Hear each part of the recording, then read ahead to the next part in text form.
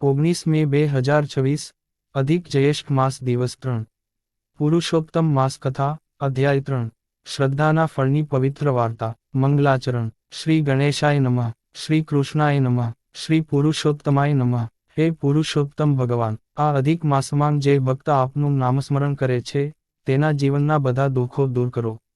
અમારા મનમાં સદાય ભક્તિ શ્રદ્ધા અને સદબુદ્ધિનો પ્રકાશ રહે એવી કૃપા કરજો. અધિક જ્યેષ્ઠ માસનું મહાત્મ્ય સનાતન ધર્મમાં અધિક માસને સર્વશ્રેષ્ઠ માસ માનવામાં આવે છે.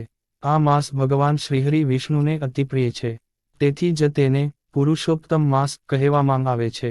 આ માસમાં કરાયેલું જપ તપ દાન વ્રત પૂજા કથાશ્રવણ ગૌસેવા તુલસી પૂજન અનંતગણું ફળ આપે છે. શાસ્ત્રોમાં લખ્યું છે કે જે વ્યક્તિ આ માસમાં શ્રદ્ધાપૂર્વક ભગવાનનું નામ લે છે તેના જન્મજન્માંતરના પાપો નષ્ટ થાય છે. આજે આપણે એવી જ એક પવિત્ર કથા સાંભળીએ. શ્રદ્ધાના ફળની વાર્તા. એક પવિત્ર નગર. પ્રાચીન સમયમાં ગંગા નદીના કિનારે સુમંગલ નામનું સુંદર નગર હતું. ત્યાં ધર્મપ્રેમી લોકો રહેતા હતા. નગરમાં અનેક મંદિરો હતા. રોજ સવારે શંખનાદ ઘંટધ્વનિ અને હરિનામના અવાજોથી આખું નગર ગુંજી ઉઠતું. એ જ નગરમાં ધર્મદાસ નામનો ગરીબ બ્રાહ્મણ રહેતો હતો. ધર્મદાસ ખૂબ જ ભક્તિમાન હતો. તેની પત્નીનું નામ હતું સાવિત્રી. બંને પતિ પત્ની ભગવાન શ્રીકૃષ્ણના અનન્ય ભક્ત હતા. ગરીબી એટલી હતી કે ક્યારેક 2 સમયનું ભોજન પણ ન મળતું. છતાં તેઓ ક્યારેય ભગવાન પ્રત્યે ફરિયાદ કરતા નહોતા. દરરોજ વહેલી સવારે ઉઠતા, ગંગા સ્નાન કરતા અને પછી ભગવાનની પૂજા કરતા. સાવિત્રી રોજ તુલસીજી પાસે ઘીનો દીવો પ્રગટાવતી અને ભક્તિપૂર્વક પ્રાર્થના કરતી. હે નારાયણ, અમને ધન નહીં જોઈએ, અમને ફક્ત આપની ભક્તિ આપજો. અધિક માસની જાહેરાત. એક દિવસ નગરમાં એક મહાન સંત આવ્યા. લોકો મોટી સંખ્યામાં તેમના દર્શન કરવા લાગ્યા. સંતે ઉપદેશ આપ્યો, હે ભક્તો, થોડા દિવસોમાં અધિક જ્યેષ્ઠ માસ શરૂ થશે. આ માસ ભગવાન પુરુષોત્તમનો છે.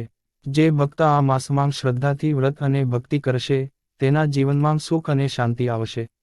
ધર્મદાસે વિનમ્રતાથી પૂછ્યું, મહારાજ, ગરીબ માણસ શું કરી શકે? સંત બોલ્યા, હે બ્રાહ્મણ, ભગવાનને ધનથી નહીં પરંતુ શ્રદ્ધાથી પ્રસન્ન કરી શકાય છે. એક તુલસીનું પાન પણ ભક્તિથી ચઢાવશો તો ભગવાન રાજી થઈ જશે. આ વચન સાંભળીને ધર્મદાસ અને સાવિત્રીના હૃદયમાં નવી આશા જાગી. વ્રતનો સંકલ્પ. અધિક જ્યેષ્ઠ માસ શરૂ થયો. પ્રથમ દિવસે બંનેએ સંકલ્પ લીધો, દરરોજ વહેલા ઉઠવું, ભગવાનનું નામસ્મરણ કરવું, એક સમયે જમવું, ગરીબોને દાન આપવું, ખોટું ન બોલવું, ક્રોધ ન કરવો. ધર્મદાસ રોજ મંદિરમાં જઈ ભજન ગાતો, હરે કૃષ્ણ કૃષ્ણ કૃષ્ણ હરે હરે. તેના મધુર અવાજથી લોકો ભાવવિભોર થઈ જતા. ગરીબીની કઠિન પરીક્ષા. એક દિવસ ઘરમાં અનાજ ખતમ થઈ ગયું. સાવિત્રી બોલી, આજે બાળકોને શું ખવડાવશું? ધર્મદાસે શાંતિથી કહ્યું, ભગવાન પર વિશ્વાસ રાખો. એ જ સમયે એક વૃદ્ધ સાધુ દરવાજા પર આવ્યા.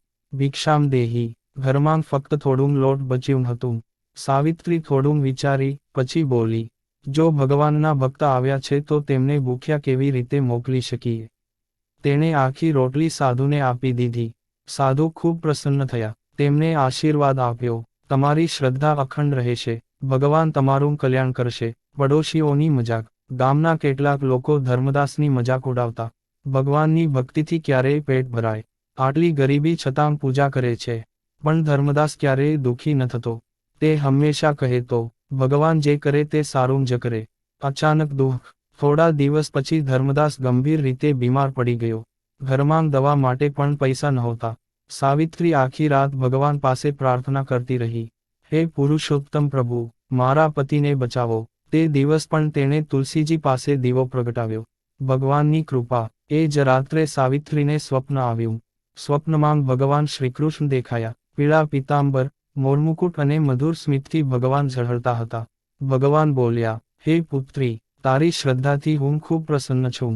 કાલે સવારે મંદિર પાસે જજે. ત્યાં તારી મુશ્કેલીનો ઉકેલ મળશે. સવાર થતાં જ સાવિત્રી મંદિરે ગઈ. ત્યાં એક ધનિક વેપારી ઊભો હતો. તે બોલ્યો, માતાજી, ગઈ રાત્રે મને સ્વપ્નમાં ભગવાને આજ્ઞા કરી કે હું તમારી મદદ કરું. તે વેપારીએ ધર્મદાસની સારવાર માટે ધન આપ્યું. થોડા દિવસોમાં ધર્મદાસ સંપૂર્ણ સ્વસ્થ થઈ ગયો. ભક્તિનો પ્રભાવ. હવે ગામના લોકો આશ્ચર્યચકિત થઈ ગયા. જે લોકો મજાક કરતા હતા તેઓ પણ ધર્મદાસ પાસે આવવા લાગ્યા. ધર્મદાસ બધાને કહેતો, ભગવાનને સાચા દિલથી યાદ કરો. શ્રદ્ધા ક્યારેય વ્યર્થ જતી નથી. પુરુષોત્તમ માસનો અંતિમ દિવસ, માસનો છેલ્લો દિવસ આવ્યો. ધર્મદાસ અને સાવિત્રી એ દિવસે નિર્જળ ઉપવાસ રાખ્યો. રાત્રે ભજન કીર્તન શરૂ થયું. મંદિરમાં શંખ અને ઘંટના અવાજ ગુંજી રહ્યા હતા. અચાનક આખું મંદિર દિવ્ય પ્રકાશથી ઝળહળી ઉઠ્યું. ભગવાન શ્રીહરિ પ્રગટ થયા. બધા ભક્તો આશ્ચર્યથી ભગવાનને જોવા લાગ્યા. ભગવાન બોલ્યા, હે ધર્મદાસ, હે સાવિત્રી, તમે ગરીબી અને દુઃખમાં પણ શ્રદ્ધા ન છોડી, તેથી હું પ્રસન્ન છું. ધર્મદાસે હાથ જોડીને કહ્યું, પ્રભુ, અમને ફક્ત આપના ચરણોમાં ભક્તિ આપજો. ભગવાને આશીર્વાદ આપ્યો, તમારા ઘરમાં ક્યારેય અન્ન અને સુખની કમી નહીં રહે. અંતે તમને વૈકુંઠધામ પ્રાપ્ત થશે. સુખ અને સમૃદ્ધિ. ભગવાનના આશીર્વાદથી ધર્મદાસનું જીવન બદલાઈ ગયું. તેને મંદિરની સેવા મળવા લાગી. ઘરમાં ધીમે ધીમે સુખ સમૃદ્ધિ આવવા લાગી. પણ ધર્મદાસે ક્યારેય અહંકાર કર્યો નહીં. તે ગરીબોને દાન આપતો, ભોજન કરાવતો અને ભગવાનની કથા સંભળાવતો. કથાનો મહિમા. આ કથા આપણને શીખવે છે કે ભગવાનને શ્રદ્ધા પ્રિય છે. ગરીબી ભક્તિને રોકી શકતી નથી. સચ્ચા ભક્તની ભગવાન જરૂર મદદ કરે છે.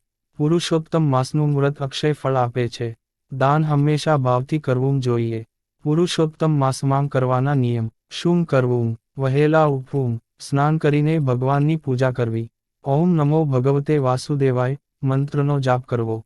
તુલસીજીની સેવા કરવી. ગરીબોને દાન આપવું. ગાયને રોટલી ખવડાવવી. ભગવદ્ ગીતાનો પાઠ કરવો. શું ન કરવું? ખોટું બોલવું નહીં. ક્રોધ ન કરવો. નિંદા ન કરવી. વ્યસનોથી દૂર રહેવું. કોઈનું દિલ દુભાવવું નહીં. ભક્તિ ગીત. હે પુરુષોત્તમ પ્રભુ દયાળુ, ભક્તોના તમે સહારા. શ્રદ્ધાથી જે ભજે તમને, તારો પાર ઉતારા. તુલસી દળથી રાજી થાઓ, પ્રેમથી પ્રસન્ન થાઓ. દુખિયાના જીવનમાં પ્રભુ, સુખનો દીપ પ્રગટાવો. અંતિમ ઉપદેશ. જે ભક્ત અધિક જયેષ્ઠ માસમાં આ કથા ભક્તિભાવથી સાંભળે છે, તેના ઘરમાં સુખ આવે છે, સંતાન સુખ મળે છે, પાપોનો નાશ થાય છે, ભગવાનની કૃપા પ્રાપ્ત થાય છે, અને અંતે વૈકુંઠધામની પ્રાપ્તિ થાય છે. બોલો પુરુષોત્તમ ભગવાનની જય. બોલો શ્રીકૃષ્ણ ભગવાનની જય. બોલો લક્ષ્મીનારાયણ ભગવાનની જય.